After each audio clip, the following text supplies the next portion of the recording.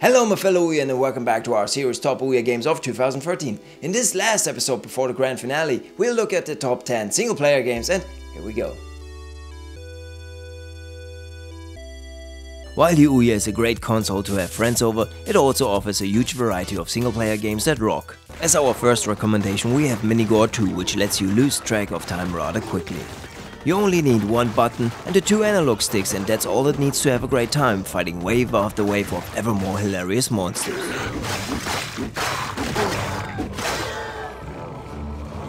Number 9 is one of the best RPGs on the OUYA, namely Wraithborne.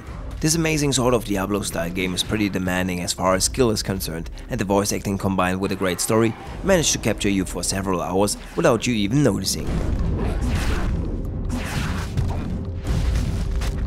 Place 8 goes to The Pale Swordsman, Reaper by Hexage. Do I really need to tell you why this game is great? I mean, look at the graphics, they are awesome. Yet, you cannot see how absolutely amazing the story is, and therefore you need to download Reaper now. Number 7 goes to one of the best adventure games of all time, Another World. Originally released in '91, this graphically improved version is still as good, if not better than the original, and if you like a good challenge in a game, grab yourself a piece of Another World. Coming in at number 6 is the most adorable robot on the OUYA, and his name is Clark. This puzzle/adventure/RPG will conquer your heart in an instant. Great graphics, amazing music, a brilliant story, and incredibly hard puzzles are a combination that's hard to resist.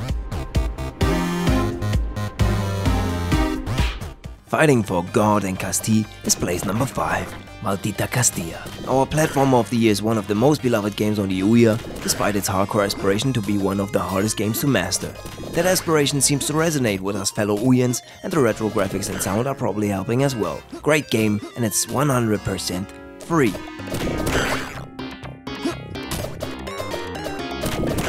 Place 4 goes to two legends of the gaming industry, The Cave by Double Fine Productions. Tim Schafer and Ron Gilbert are only two names that worked on this magnificent adventure game.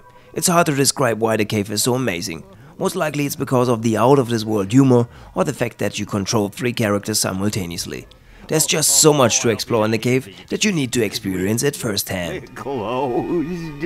A gruesome and horrific accident has occurred. The bronze medal goes to Nimble Quest, a game that can be described with 2 words: Snake RPG. The basic concept is the one of the old Nokia phone's classic hit, Snake. Collect stuff with your train of heroes and don't hit the wall or your own tail. But Nimble Quest is so much more than that. It has RPG elements in it, amazing comic graphics, one of the best soundtracks of all OUYA games, and one of the most simple and still absolutely captivating game concepts ever. Once you start, you cannot put it down.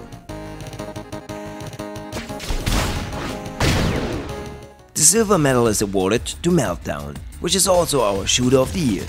People were wondering who could beat our number 2 shooter, Neon Shadow, but once they saw our selection in Meltdown, there was unanimous agreement. I don't even know where to begin. Maybe the graphics, which are just perfect, or maybe the level of detail, such as in the coins being little OUYA logos, or maybe the soundtrack, which cannot be described any other way than 100% perfect for Meltdown. Damn, I can't decide. Just see it for yourself, and don't let your head explode.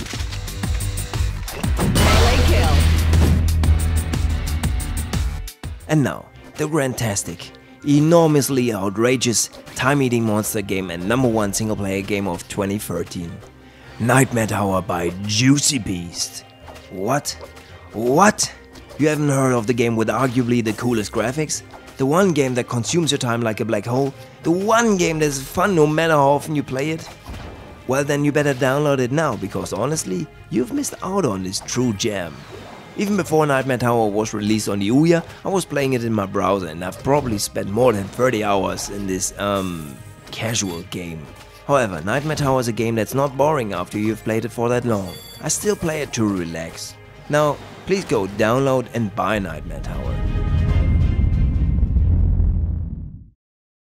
Wow, this is already the end of this episode. Now there's only the overall game of the year left to crown.